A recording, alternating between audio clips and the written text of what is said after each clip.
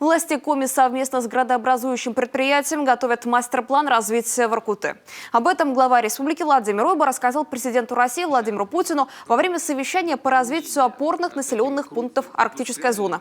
Глава государства подчеркнул, что Арктика – это регион с колоссальными экономическими возможностями, с которым руководство страны связывает укрепление энергетического потенциала России, расширение логистических возможностей, обеспечение национальной безопасности и обороны, дальнейшее комплексное освоение и обустройство арктических территорий – неоспоримый приоритет. Федеральным правительством утвержден перечень опорных городов Российской Арктики. В него вошли 16 населенных пунктов и крупных агломераций.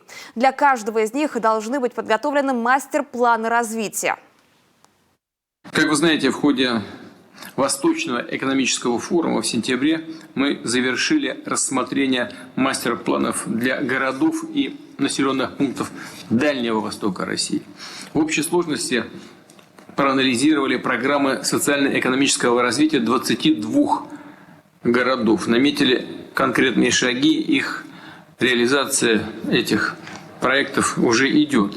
Полученный опыт должен лечь в основу формирования аналогичных проектов и для других наших территорий, и прежде всего для арктической зоны России, которая, как уже не раз говорил, имеет для нас особое стратегическое значение.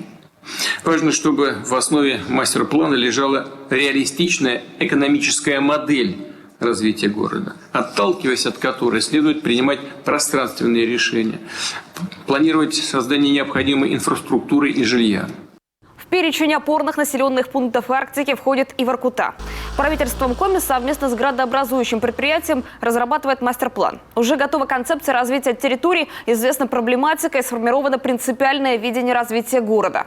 Сейчас идет подготовка проектных предложений, после чего последует разработка дизайн-кода Воркуты. С учетом того, что вы сказали, мы сегодня мастер-план уже в апреле месяце 2024 года планировали запустить. Но с учетом, что вот вы сказали по Анадырю, мы его сейчас откорректируем, поскольку там понятно, что мастер-план принят, и, может быть, какие-то вещи пойдут уже с опережением.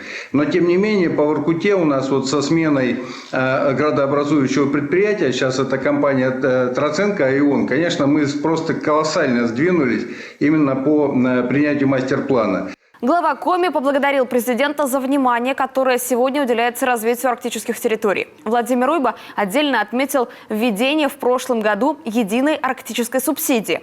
Она позволила оказать существенную поддержку арктическим муниципалитетам в решении первоочередных вопросов. Также в числе ключевых приоритетов развития арктических территорий президент страны обозначил расселение ветхого жилья. Владимир Путин поставил задачу наращивать темпы и активнее предоставлять гражданам достойные жилищные условия.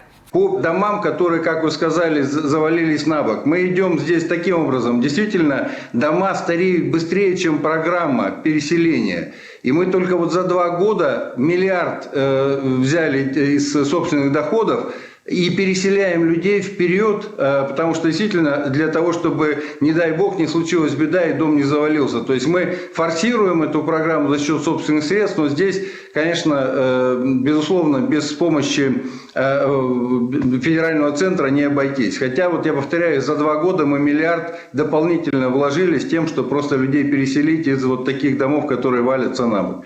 Также Владимир Уйба обратился к президенту с просьбой дать поручение разработать программу для опережающего переселения жителей Крайнего Севера. Сегодня в очереди более 17 тысяч семей Воркуты и Инты. Из них почти 8 тысяч инвалиды и пенсионеры.